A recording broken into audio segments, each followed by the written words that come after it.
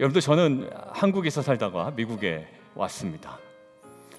한국에 있을 때도 그랬고요, 미국에 와서도 저희 자녀들이 어릴 때 여름 휴가 기회가 오면 항상 가는 곳이 있습니다. 산으로 갈까요? 바다로 갈까요? 항상 바다로 갑니다.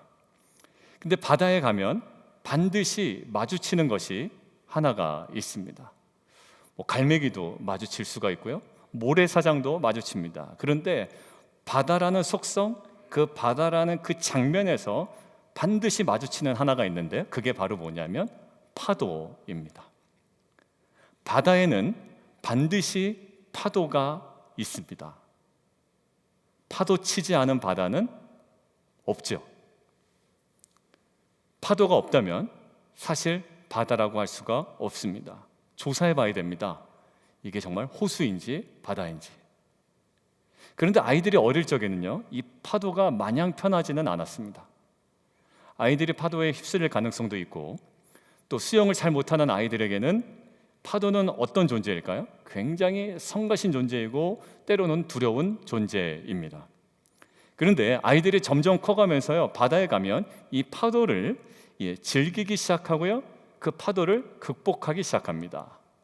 그러니까 결국 파도가 없는 바다를 찾아가는 것이 아니라, 파도가 있지만 그 파도를 탈 줄 알고, 이용할 줄 알고, 활용할 줄 알며 그것들을 누리고 있어요.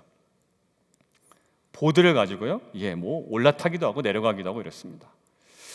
맞습니다. 근데 제가 생각을 해보니까, 인생을 만약 바다라고 한다면, 우리들의 인생을 큰 바다라고 한다면 늘 크고 작은 파도는 끊이지 않는다라는 거예요.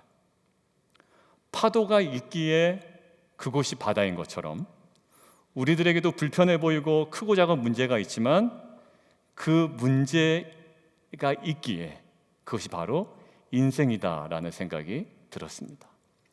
우리는 문제없는 인생을 살아가는 것이 복되다라고 하지만, 사실 그런 인생은 이 세상에 없고, 문제가 있기에, 고통이 있기에, 파도가 있기에, 영적 싸움이 있기에 그것이 바로 인생이다라는 생각이 들었어요.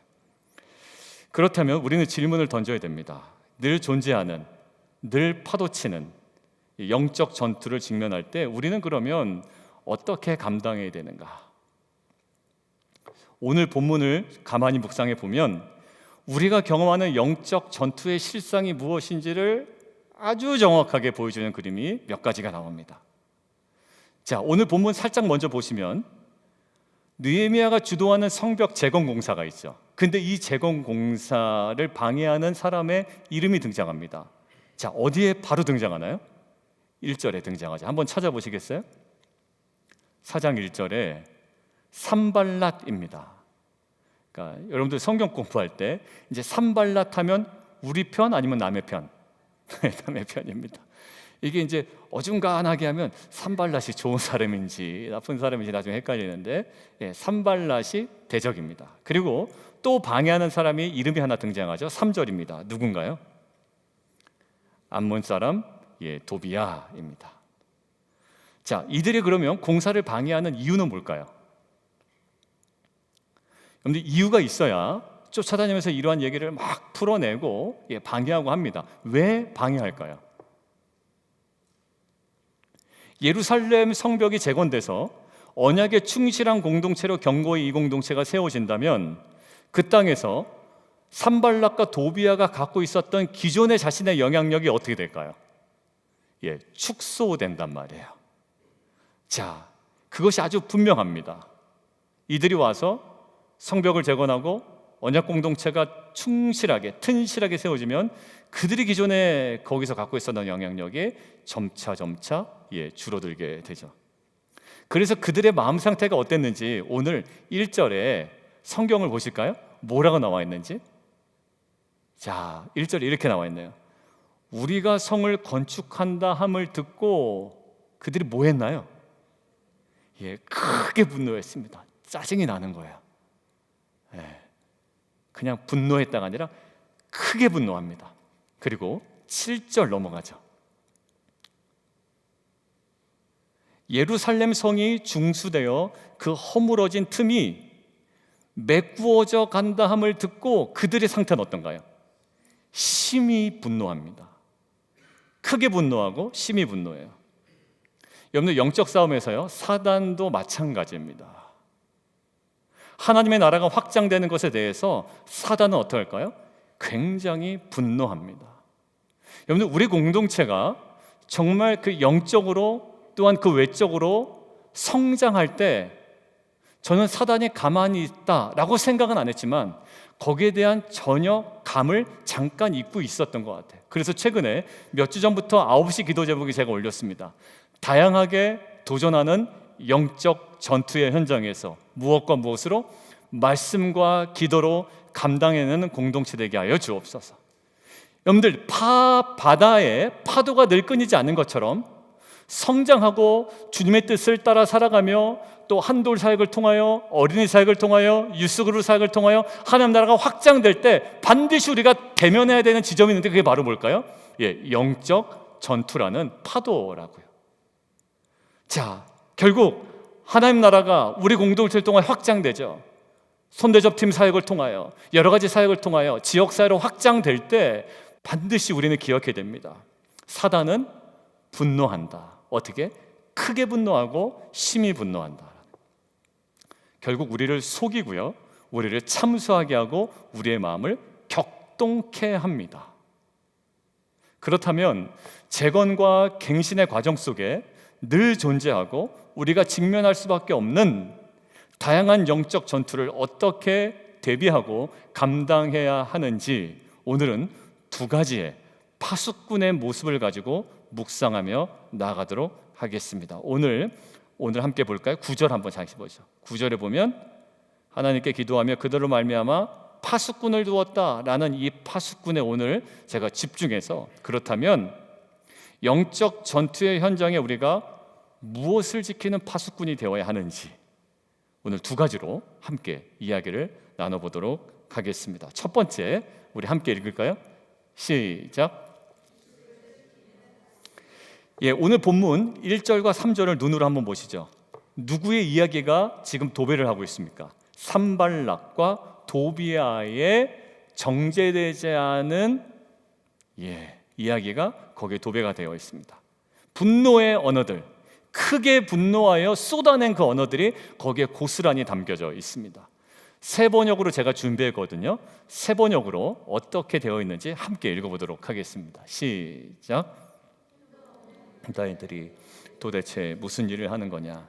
이 성벽을 다시 쌓는다고? 여기에서 제사를 지내겠다는 거냐? 하루 만에 일을 끝낸다는 거냐? 불타버린 돌을 흙무더기 속에서 다시 꺼내서 쓸 수 있다는 거냐? 아무튼 뭐가 있습니까? 여기에 비웃음이 있고요, 조롱이 있고, 얼마나 그들이 무력한 존재인지를 강조하려고 애쓰는 모습이 있죠. 저거 읽는데 느낌이 어떠냐면 짜증이 확 나는 거예요. 다행히 저 얘기를 듣고 생각나는 사람이 없어서 다행입니다.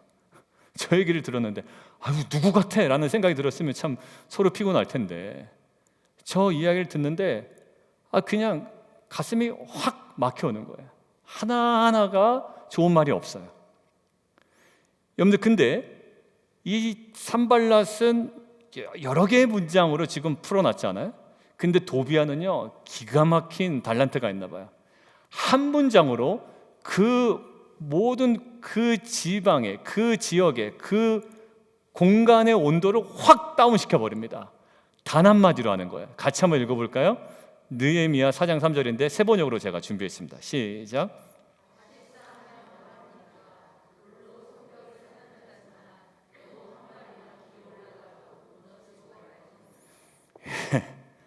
여러분들, 저와 여러분이 저런 은사는 없었으면 좋겠습니다.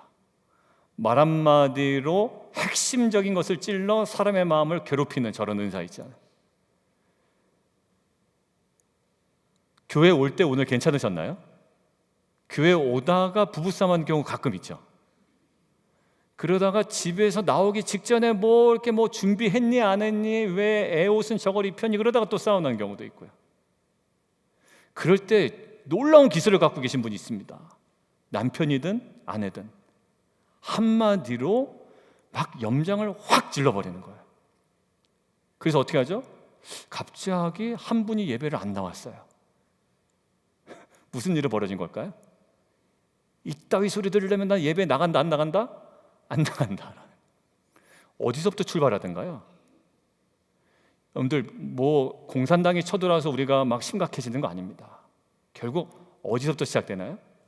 말 한마디로 시작되거든요. 저는요, 이런 말 한마디로 사람 속을 확 긁어버리는 은사는 저희 가운데 점점점 약해지고 영원히 떠나가는 은혜가 있기를 원합니다.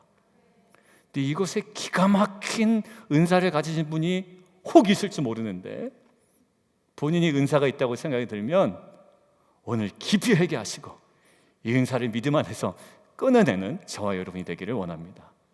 핵심은 아니었고요. 여러분들 이게 말이 됩니까? 여우 한 마리 올라가면 그 돌성벽이 무너진다는 게 말도 안 되는 거거든요. 폭은 몇 미터? 2.5미터. 높이는 한 10미터 정도 된다고요. 말도 안 돼요. 여우가 올라간 데를 무너지겠습니까? 그런데 분노에서 터져나오는 그들의 언어는요, 아주 유치찬란했는데 성벽 재건 현장에 있는 백성들의 마음을 격동시키기에는 아주 충분했다라는 거예요. 여러분들 남편의 마음을 긁어놓는 아내 한마디는요 유치찬란합니다. 그런데 남편을 뒤집어 놓는 데는 굉장히 파괴력이 있다는 걸 아십시오. 뭐 애국자가 아니네 이걸로 긁어놓는 게 아니에요. 왜 신발 그따위로 신냐, 뭐 아무것도 아닌 것에 유치찬란한 단어가 오고 가다가 거기서 다 뒤집어지는 거거든요. 여러분들 결국 우리의 마음이 무너지는 것도요 대단한 말로 시작하지 않습니다. 최근에 여러분들 성도님 간에 혹시 부부 간에 감정 상한 거 한번 떠올려 보십시오. 뭐 주먹 다짐을 해서 여러분들 관계가 무너진 거 아니었어요. 어디서 무너지던가요?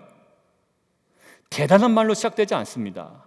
아무것도 아닌 굉장히 유치한 표현들이 오고 가다가 관계가 갑자기 깨지게 되는 게 우리의 일반사입니다. 자, 오늘 느헤미야 어땠나요? 유치찬란한 단어들이 막 퍼져 나옵니다. 말도 안 돼. 야, 여우 올라가면 그 성벽이 무너지리라. 얼마나 유치해요? 그런데 이 느헤미야는 산발락과 도비야를 향하여 직접적으로 대응하지 않습니다. 철저하게 입술을 지키죠. 그러니까 오늘 첫 번째 대제 제목처럼 입술을 지키는 파수꾼이 됩니다. 자, 이 정도 하면 목사님이 오늘 첫 번째 제재를 통해서는 그냥 누가 뭐라고 하든지 간에 그냥 입 다물고 있으라는 얘기구나 라고 아마 지금쯤 감이 오실 텐데 그렇지는 않습니다. 오늘 느헤미야가 철저하게 입술을 지키는 파수꾼이 되었다는 것이 단순하게 끝까지 침묵했다는 것을 의미하진 않아요. 왜 그러냐면 4절에 보니까 갑자기 이렇게 느헤미야가 입을 오픈하네요. 뭐라고 되겠습니까? 우리 하나님이여 들으시옵소서라고 이야기를 합니다. 자, 느헤미야의 삶을 가만히 보니까 자신을 격동시켰던, 그리고 이 백성들을 격동시켰던 산발락과 도비야를 향해서는 철저하게 입술을 지키고 있는데 누구를 향해서? 하나님을 향해서는 모든 것을 쏟아내고 있습니다. 여러분들 동일한 모습이 어디서 나타나냐면 히스기야 왕에서도 나타납니다. 히스기야 왕 때 북이스라엘에 무슨 일이 일어났다? 우리가 공부할 때 히스기야 왕 때 북이스라엘이 누구에 의해서 망했다? 아수르에 의해서 망했습니다. 근데 아수르가 북이스라엘을 멸망시키고 나서 가만히 스테이했냐? 절대 그렇지 않죠. 남유다를 시간차를 두고 침공이 옵니다. 이 침공할 때 아수르의 왕이 누구였냐면 사네립입니다. 이 사네립이 그냥 들어오지 않고 아주 야비하게 뭘 보내냐면 편지를 씁니다. 근데 편지의 내용이 어떤 내용일까요? 이스라엘 백성을 모독하고 여호와 하나님의 이름을 모독하고 이런 장문의 편지를 누구에게? 히스기야에게 보냅니다. 그 받아든 히스기야가 어땠을까요? 이 말도 안 되는 이야기를 한 거에 대해서 아수르 왕 사네립에게 직접적으로 그것에 상응하는 논리를 세워서 더 집요하게 더 심한 말로 대응하지 않더란 얘기예요. 그러면 그가 행한 행동이 무엇이었을까? 우리 함께 좀 보도록 하겠습니다. 열왕기하 19장 시작.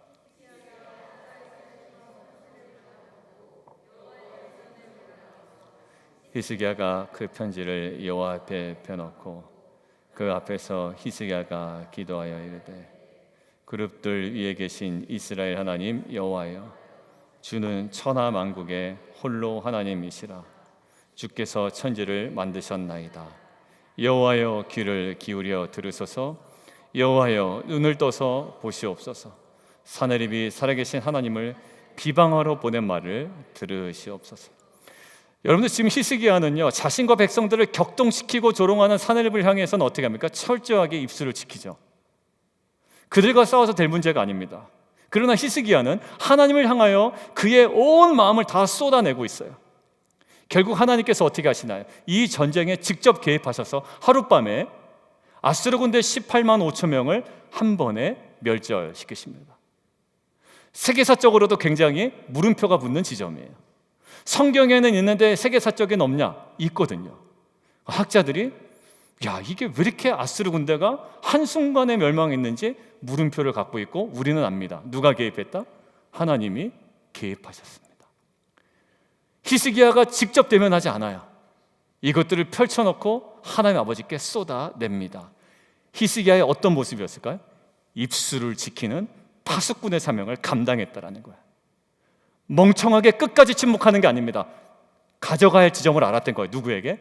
하나님께 가져갑니다. 부부싸움 얘기 안 할 수가 없는데요, 아내가 얘기하거나 남편이 얘기하면 뭘까요? 더 센 말로 반격합니다. 그리고 통쾌하다고 생각을 하죠. 저거 꼼짝도 못하네, 저거 말도 내 말에. 여러분들, 이래가지고 해결이 되겠습니까? 그래서 꼼짝 못하는 남편 보면, 자기 말에 꼼짝 못하는 아내 보면 마음이 시원합니까? 그 사람의 가슴은 무너진다고요. 여러분들, 오늘 보면 결국 이것을 가지고 어디로 갑니까? 남편에게 가져가는 게 아니라, 아내에게 가져가는 게 아니라 이것을 고스란히 어떻게 돼요? 하나님 앞으로 가져가요. 이게 입술을 지키는 파수꾼의 사명을 감당하는 겁니다. 부부싸움한 얘기를 가끔 들어요. 가끔. 근데 왜 그랬냐고 얘기 들어보면 항상 처음 얘기를 듣다 보면 아니 그거 가지고 싸우셨어요? 라는 거밖에 할 수밖에 없는 출발이에요. 대부분이 뭡니까? 팔씨름하다가 싸운 것도 아니고요, 뭐 농사짓다가 싸운 것도 아닙니다. 뭐 하다가? 말하다가 그 말 때문에 다 무너지고 거기에 대해서 입술을 지키지 못하여 그것이 계속 확장되기 시작하는 거예요. 여러분들, 결국 영적 전투다라고 할 때 우리는 뭘 생각할까요? 우주 공간으로 나가서 무슨 검은 희미한 물체가 나타나서 우리가 그들과 대적하고 막 가라, 예수님을 가라, 이게 영적 전투가 아닙니다. 여러분들, 진짜 영적 전투의 현장은 어디입니까? 나를 낙담하게 하고 나를 두렵게 하고 나를 격동시키게 하는 누군가의 말에서부터 시작돼요. 대부분의 영적 전투가 어디에 무슨 잠자고 있는데 그 검은 그냥 물체가 나타나가지고 나를 괴롭혀서 이 사단아 물러가라 막 십자가를 들이대고 예수 이름을 들이대고, 이게 영적 전투의 현장일 수도 있지만 대부분의 영적 전투의 현장은 뭡니까? 나를 격동시키고 나를 두렵게 하고 나를 낙심하게 하고, 그 사람은 그걸 의도하지 않았지만 그 이야기 때문에 상한 내 마음이 사실 격동하는 영적 전투의 현장이 대부분입니다. 그때 우리는 뭐죠? 입술의 파수꾼의 사명을 감당해야 됩니다. 그 사명은 뭐라고요? 상대방을 향해서는 침묵하지만 누구를 향해서? 하나님을 향해서는 입술을 여는 겁니다. 이것이 진정한 입술을 지키는 파수꾼으로 영적 전투를 감당하는 자의 모습임을 저는 믿습니다. 여러분들, 이것이 느헤미야의 모습이었거나 히스기야만의 모습이었다면 제가 여러분들에게 강력하게 이렇게 도전할 수가 없을 거예요. 그런데 묵상하던 중에 또 한 분이 떠올랐습니다. 누굴까요? 예수 그리스도. 예수님께서도 사명을 감당하기 위한 그 마지막 지점이 어디였나요? 그게 바로 십자가였습니다. 그 사명을 감당하기 위한 마지막 지점 십자가에서 예수님께 들리는 소리가 있습니다. 어디요? 십자가 밑에서 들리는 소리가 있고 십자가 양옆에서 들리는 소리가 있습니다. 그것이 과연 어떠한 내용이었는지 함께 좀 보도록 하겠습니다. 시작.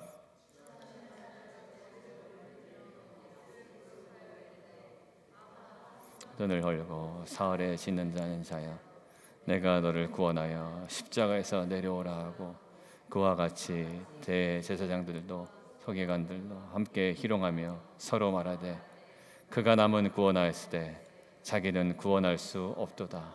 이스라엘의 왕 그리스도가 지금 십자가에서 내려와 우리가 보고 믿게 할지어다 하며 십자가에 못 박힌 자들도. 근데 사명을 감당하면 야, 예수님 사명 감당하구나 하고 예수님에 대한 찬사가 쏟아나오는 게 아니에요. 여러분들, 우리가 사명 감당할 때 우리를 향한 찬사가 쏟아지던가요? 물론 정말로 우리랑 친한 사람들, 정말 우리를 이해하고 우리를 아끼고 사랑하는 사람들은 찬사와 박수를 보냅니다. 그러나 대부분은 어때요? 우리가 사역을 잘하고 있을 때 뭐 하던가요? 저렇게 사역 열심히 하는 것도 다 자기 다 의도가 있는 거야. 그런 소리 왜 하는 거예요?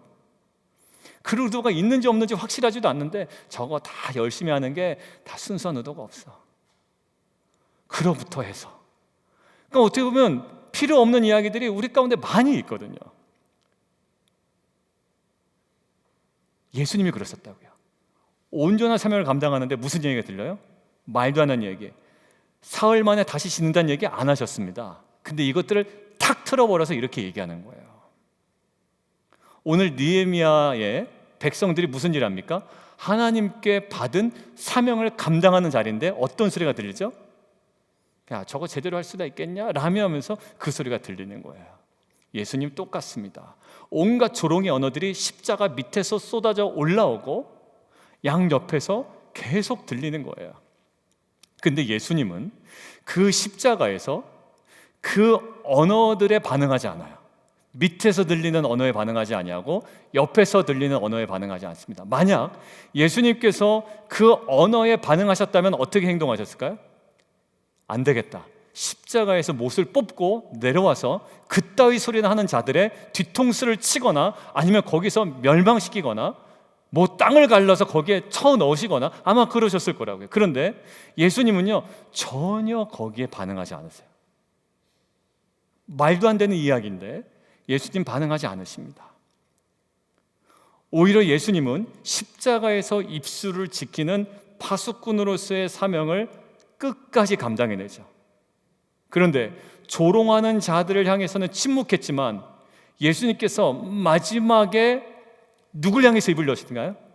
그렇죠. 아버지 하나님 향해서 여십니다. 저들의 죄를 용서하여 주옵소서. 아버지, 내 영혼을 맡깁니다.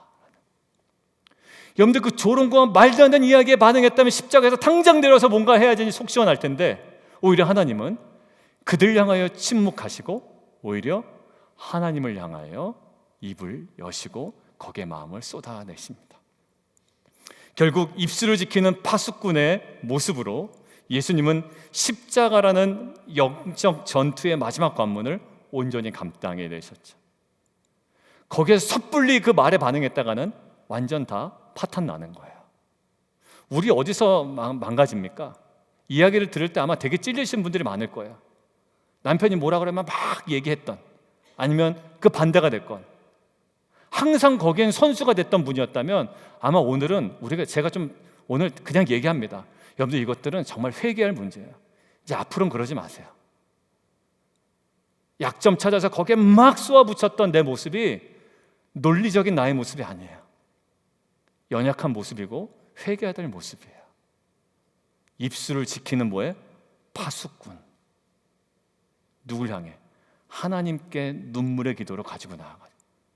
자녀 향해서도 마찬가지겠죠. 자녀 향해서 막 쏟아붓고 싶은 얘기 얼마나 많겠어요. 사실 자녀를 향해서 욕하는 부모도 있습니다. 사실 저도 욕했습니다, 예전에. 하지 말아야 되는데 분노가 나다 보니까 그 욕이 터져 나오는 거예요. 하고 나서 얼마나 후회를 했는지. 그걸 해결이 되던가요? 안 돼요. 그것이 나의 죄임을 알고, 우리가 남성 큐티 모임에서 나눴지만 그것이 나의 죄임을 알고 이것을 하나님께 쏟아붓는 자리가 회복이 돼야 우리 안에 해결이 됩니다. 사랑하는 성도 여러분들, 예수님도 마지막 순간에 그 밑에서 올라오는 그 언어에 반응하지 아니하시고 하나님께 모든 것을 쏟아내시는 입술을 지키는 파수꾼으로 십자가를 온전히 감당하신 것처럼 우리를 낙담하게 하고 격동시키는 말이 임할 때에 우리는 반드시 기억해야 됩니다. 더 거친, 더 날선 논리로 받아치는 게 아니라 이거를 기억하시죠.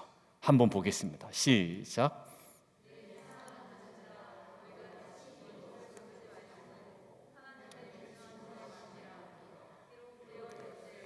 원수 갚는 것이 내게 있으니.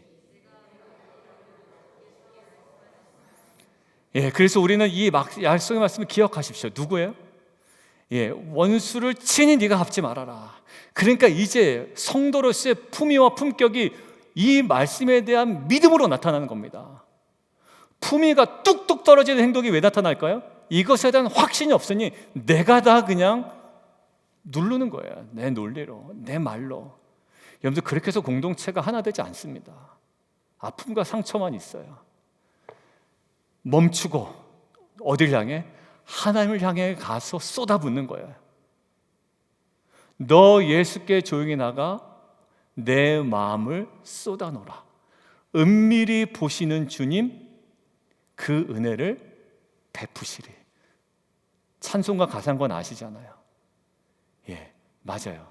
누가 갚으신다? 하나님께서 갚으시겠다라는 거예요. 이러한 담대함이 우리로 하여금 성도로서의 품위와 품격을 회복시키는 귀한 은혜와 능력이 되기를 주님의 이름으로 축원합니다. 두 번째인데요, 우리 함께 볼까요? 무엇을 지켜야 될지. 두 번째, 시작. 여러분, 한 번 뱉어진 말은요, 이게 너무 무서워요. 한 번 뱉어진 말은요, 계속 돌고 돕니다. 여러분들, 경제가 어려운 거는 제가 그래도 그게 큰 타격을 안 받아요. 어카운트에 돈이 좀 없네? 이래도요, 그럼 깜빡 있습니다. 맨날 그걸 보는 건 아니잖아요. 그래서 집에서 누가 만들어주겠냐만, 떡볶이를 만들어주면 얼마 전에 떡볶이를 그럼 떡볶이 만들어주면 떡볶이 먹다가 있습니다. 이거 참 맛있다. 근데 그 떡볶이만 만들어주지 않고요, 그 오뎅, 꼬치 오뎅 사다가 이제 푹 끓여가지고 이제 오뎅을 간장에 찍어서 먹으면서 그냥 이렇게. 왜 갑자기 떡볶이랑 오뎅 얘기를 하죠, 제가? 잠깐만.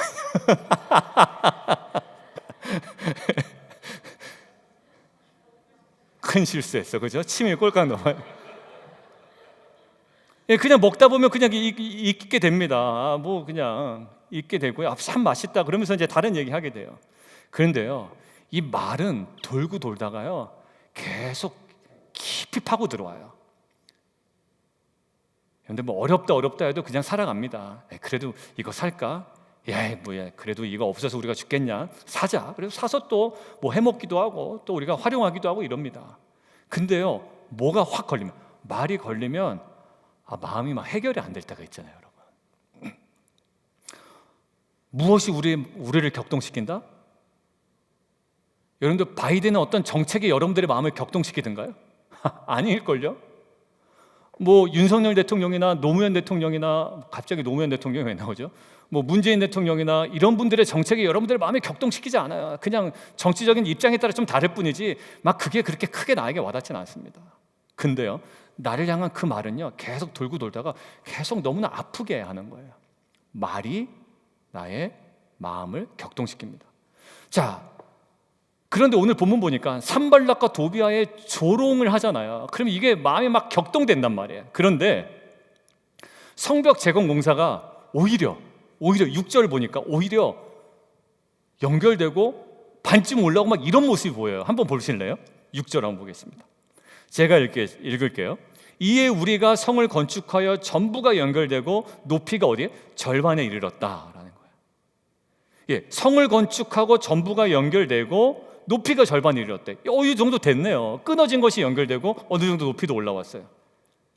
자, 그들의 조롱이 있었고 비웃음이 있었고, 그들의 어떤 격동시키는 언어가 있었음에도 불구하고 끊어진 것은 연결되고 높이도 목표치의 절반 정도 올라왔던 거예요.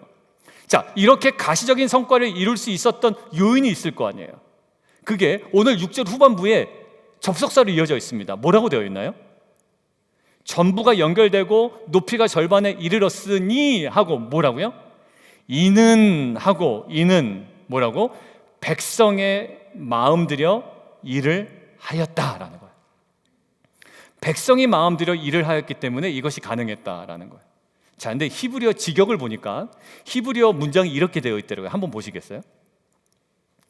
거기에 조그맣게 주어 동사가 편성되어 있는데 주어가 뭐냐면 마음이라는 네브라는 마음이에요. 그게 주어고 명사고요. 동사가 있는데 있다라는 애예요. 하야라는 거예요.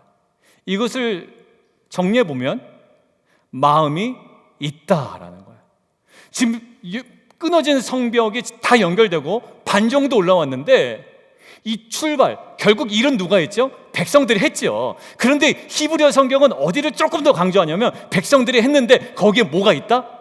그렇게 그 모든 것들을 가능하게 할 만한 뭐가 있다? 마음이 거기 있다라는 거예요. 여러분들, 평양감사도 지가 싫으면 한다 못한다? 못한다라는 거예요. 여러분들, 아무리 좋은 것들에도 내가 마음이 동하지 않으면 못해요. 이거 하라고 해도, 이거 먹으라고 해도 싫으면 못 먹습니다. 어떤 분은 좋은 생굴을 그냥, 이거 정말 어디서도 구하지 못한 좋은 생굴을, 싱싱한 생굴을 갖다 줘도 나 굴 못 먹는다, 마음이 동하지 않고 몸이 마장하지 않으면 어떻게 못 먹습니다. 여러분들, 마찬가지예요. 이 있다가 어디 나오냐? 창세기에 하나님께서 빛이 있으라 말씀하심에 빛이 있다라고 할 때 저게 하야예요. 거기에 뭐가 있는 거예요? 마음이 있는 거예요. 결국 성벽 재건 공사의 실질적 주체를 뭐로 보고 있는 겁니까? 물론 이런 백성들이 하지만 그 성벽 재건 공사를 가능하게 하는 실질적 주체를 뭐로 보고 있냐면 내부, 마음에 보고 있는 거예요. 우리도 마찬가지입니다. 여러분들, 우리들의 삶에 무너진 것을 수축하기 위해서 뭐가 필요할까요? 우리의 손이 필요하죠. 우리의 발도 필요할 때가 있어요. 근데 여러분들, 뭐가? 마음이 딱 동하지 않으면 안 합니다. 우리 족구 이제 오늘도 하잖아요. 족구할 때 뭔가 이긴다라는 딱 보장이 되어 있고 할 마음이 있으면 발도 움직이고 머리도 움직이고 합니다. 근데 싹 할 마음이 없으면 어떻게 되나요? 가만히 있고 뭐 공에 가든지 말든지. 그러면 왜 그래요? 그러면 뭐 때문에 지금 마음이 상한 거야 지금. 그러면 예전에는 막 빨랐다가 마음 한번 접히면 다리가 부러진 것도 아니고 그 경기력이 없어진 것도 아니고 체력이 없어진 것도 아닙니다. 뭐 하면? 마음 상하면 아무것도 안 하게 됩니다. 여러분들, 결국 뭐냐면 출발점이 마음이라는 거예요. 결국 좋은 환경이 있고 경제적 풍성함이 있고 그렇지만 마음이 우리 가운데 정해지지 않으면 한 발짝도 우리는 움직일 수가 없고 결국 성벽 재건은 불가능합니다.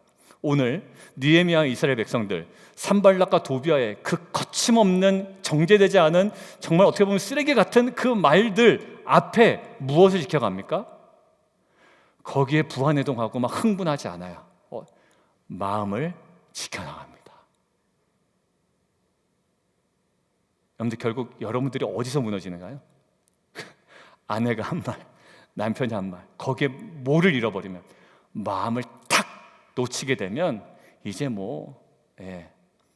설거지도 안 하고 밥도 안 하게 되고 애들 나이도 나 안 해! 막 이렇게 돼버리는 거 아닙니까? 뭐가? 차가 없습니까? 가스값이 없습니까? 다 있죠? 왜 못하죠? 그 마음이에요. 여러분들, 우리가 마음 상하면 할 수 있는 표현들이 있습니다. 전화를 안 받는다든가 예배를 안 나온다든가 또 뭐가 있을까요? 카톡방에서 나간다든가 의사 표현이 막 여러 방식으로 나가는 거예요. 왜 그래요? 마음이에요. 마음.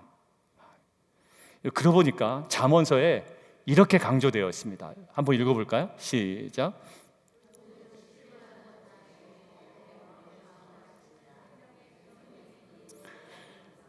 결국이요, 생명의 근원이 어디서 나온다고요? 마음을 지키는 데서 나와요.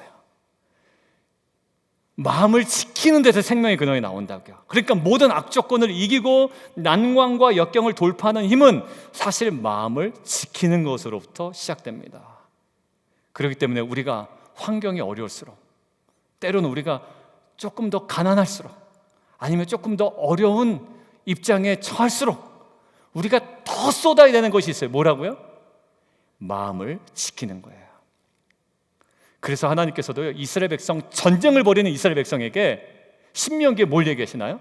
너는 마음과 뜻과 힘을 다해 뭐 하라고요? 주 너의 여호와 하나님을 사랑하라.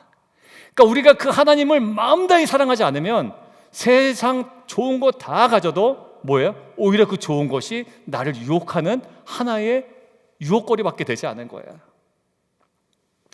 결국 사단은 우리의 수많은 말들을 통해, 사건을 통해 우리의 마음을 빼앗아가 버립니다. 때로는 사단이 우리에게 유혹으로 다가올 때도 있어요. 유혹, 말의 유혹. 두 번째는 말을 통한 두려움으로 다가올 때도 있어요. 때로는 사실과 다른 너무 과장된 뉴스와 말도 안 되는 그 모함으로 우리 가운데 다가올 때가 있어요. 여러분들, 교회 공동체도 사실 이것에 피해갈 수가 없어요.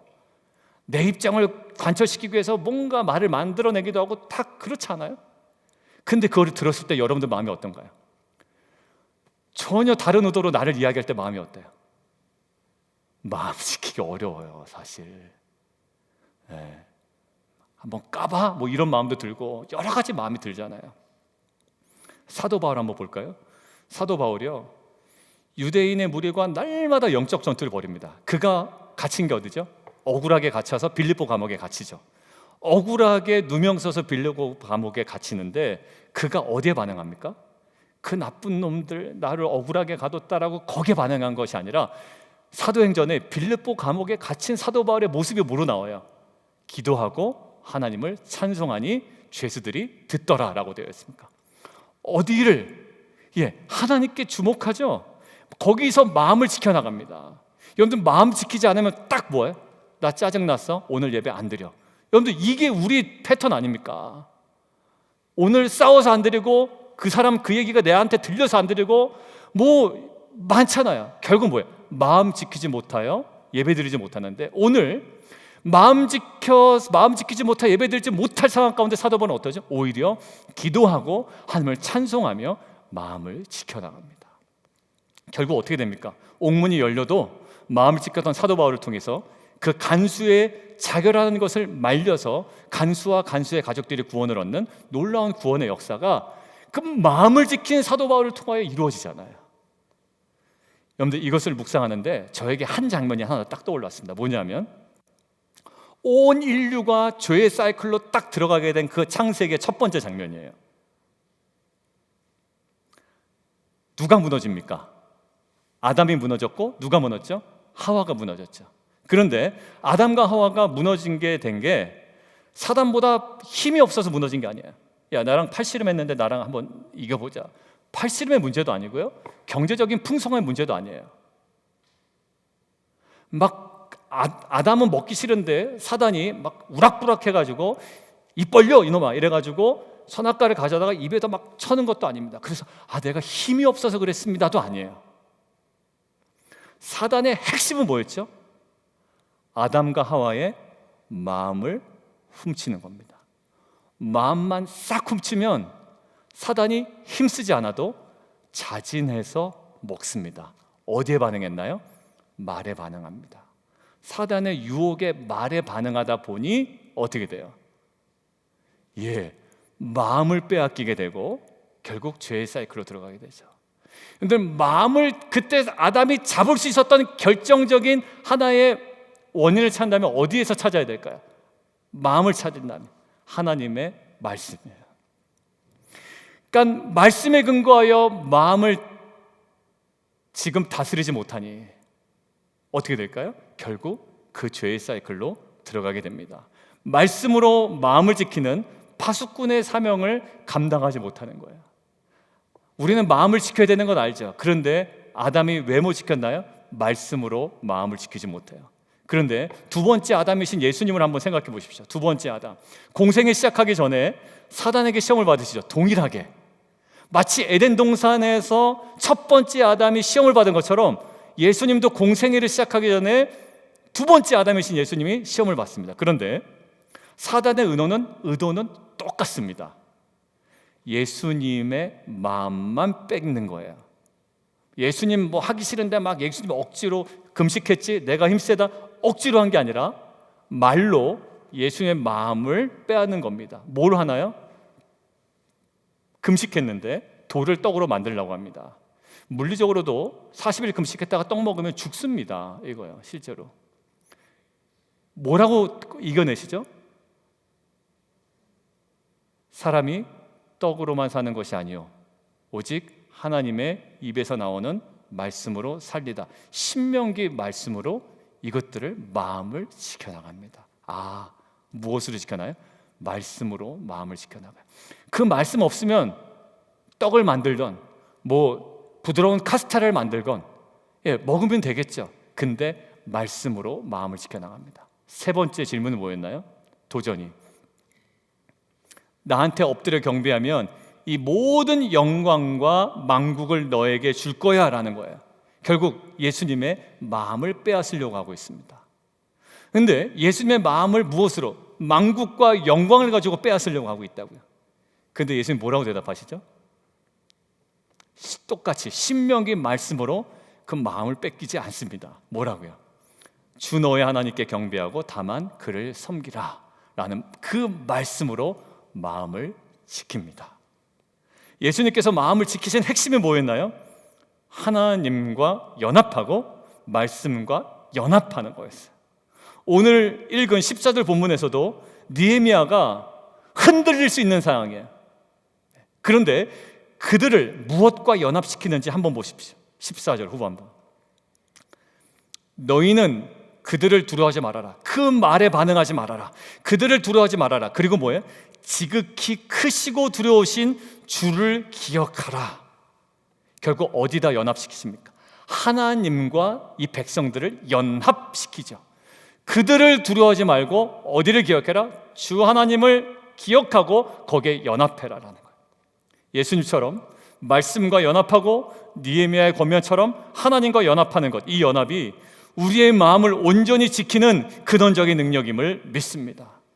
여러분들 결국 우리 안에 말씀이 없으면 내 승질대로 하게 되는 거예요.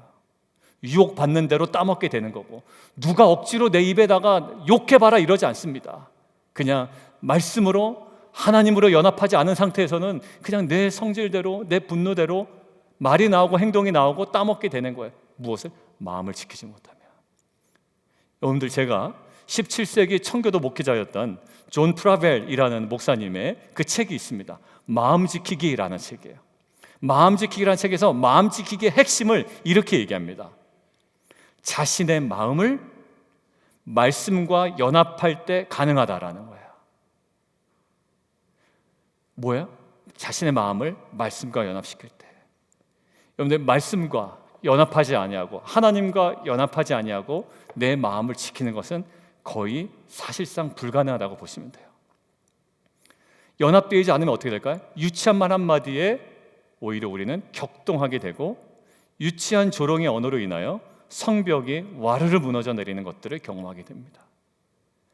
다시 한번 떠올려 보시죠. 예수님, 그 십자가, 그 정말 격동시킨 언어가 밑에서 올라오고 옆에서 전해오는 그 상황 가운데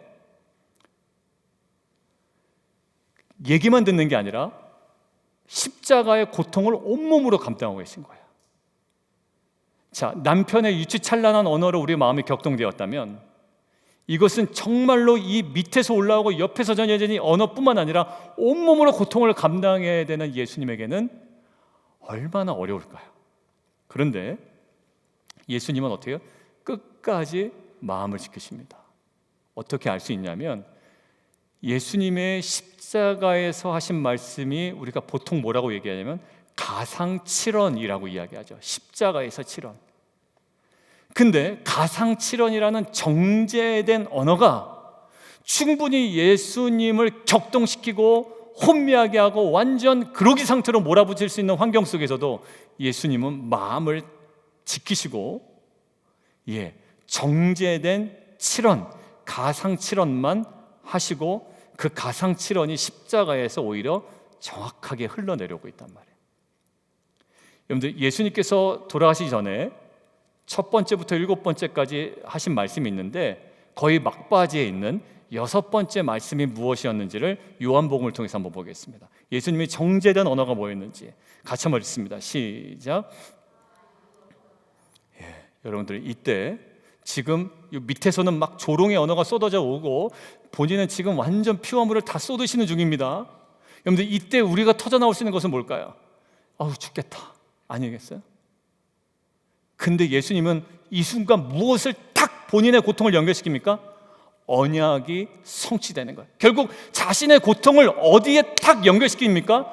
언약과 연결시키고 말씀과 연결시켜요. 이 고통이 뭐다? 이 고통이 결국 말씀이 이루어지는 거다라는 거예요. 예수님이 마음을 지킬 수 있었던 것은 성격의 문제가 아니라 어디를 주목했기 때문에, 말씀과 깊이 연합되어 있었기 때문에 마음을 지키고 정제된 가상칠언이 쏟아져 내려요. 우리 얼마나 정제되지 않은 어들이 부부끼리 막 나옵니까? 옆에서 들으면 유치찬란한데, 근데 유치찬란해서 그치지 않냐고 막 그것 때문에 또 싸우고, 자녀들 향해서도 그렇고. 예수님 말씀의 고통을 연결시켜요. 연합하죠. 마지막 예수님의 7번째 언어는 뭐였을까요? 이겁니다. 시작. 마지막 순간에 어디와 자신을 연합시키나요? 아버지요, 아버지요. 그러니까 저기서 뭐라고 하던, 옆에서 뭐라고 하던, 얼마나 고통스럽든 간에 딱 6번째, 7번째 다 이루었다. 언약과 깊이 연관시키시고, 아버지요, 내 영혼을 아버지의 손에 부탁합니다. 그래서 하나님과의 연합을 통해 고통이나 사람들의 조롱의 소리에 마음 뺏기지 않습니다. 자, 뱀의 유혹에 마음을 뺏긴 첫 번째 아담이죠. 뱀이 입 열고 근육이 있어가지고 선악과를 집어넣은 거 아닙니다. 마음 뺏긴 아담이 스스로 걸어간 길이에요. 근데 예수님께서는 사람의 조롱과 십자가의 고통 가운데서도 언약과의 깊은 연합, 그리고 하나님과의 연합으로 그 십자가의 고통에서도 마음을 지켜냅니다. 우리는 유치찬란한 한마디에도 마음을 지키지 못하는데, 예수님은 조롱과 육체적 고통 가운데서도 마음을 단단히 지켜내시고, 말씀과 연합, 하나님과의 연합이에요. 결국 그 지점에서 무너지는 게 아니라 십자가의 고통으로 오히려 구속사의 성취를 이뤄내십니다. 우리들도요, 사람들의 마음에 우리의 마음을 온통 빼앗겨버리는 경우 있습니다. 근데 그러한 사람의 언어는 늘 존재합니다. 아우, 저 사람 없었으면 좋겠다. 근데 그 사람 없는데 딴 사람이 나타나서 또 나한테 그 소리 합니다. 늘 끊이지 않습니다. 바닷가에 가면 뭐가 있다? 예, 파도가 있다. 파도가 없는 바닷가를 찾으려 해도 크고 작은 파도는 계속 밀려옵니다. 그러나 우리가 말씀과 연합하여 무릇 중에 우리의 마음을 지켜나간다면 생명이 이로부터 시작되는 은혜가 임할 줄 믿습니다. 결론입니다. 우리 대부분의 영적 전투는요, 살아가는 일상의 영역에서 일어납니다. 예, 오늘도 나가다가 서로 얘기하다가 거기서 또 그 말 때문에 어려워질 수가 있어요. 뭐 우주 공간에 나가서 자다가 막 꿈에서 막 검은 환상을 보고, 이게 영적 전투가 아니라 예배 끝나고 나가다가 대화하다가 그 현장이 바로 오늘 그 현장이 될 수가 있어요. 예배 드리고 집에 가서 아내와의 대화 중에 또 그 현장이 될 수가 있어요. 자주 마주치는 사람과의 관계에서 일어납니다. 누군가의 말에서부터 시작됩니다. 오늘 우리를 낙담하게 하고 격동시키는 말이 임할 때에 십자가에서 보이셨던 예수님의 모습을 우리가 다시 한번 주목하면 좋겠습니다. 대상을 향한 직접적인 그리고 즉각적인 반응 이전에 하나님을 향하여 입술을 열어 모든 것을 토해내는 입술을 지키는 파수꾼의 사명을 감당하기를 원합니다. 그리고 사단의 공격에 대하여 마음을 지키지 못한 첫 번째 모습의 아담이 아닌 사단의 시험과 유혹에 대하여 말씀으로 마음을 지켜내신 주님의 모습을 닮아가는 저와 여러분 되기를 주님의 이름으로 축원합니다. 그래서 십자가의 극심한 고통의 자리에서조차 하나님과의 깊은 연합으로, 말씀과의 연합으로 입술과 마음을 지키며 구원의 역사를 온전히 이루어낸 것처럼, 저와 여러분의 고통의 현장, 정말 우리의 분노가 들끓는 그 현장에서도 하나님과의 연합, 말씀과의 연합을 통해 우리 입술과 마음을 지켜 성벽재건의 은혜를 누리며 나아가는 저와 여러분 되기를 주님의 이름으로 축원드립니다.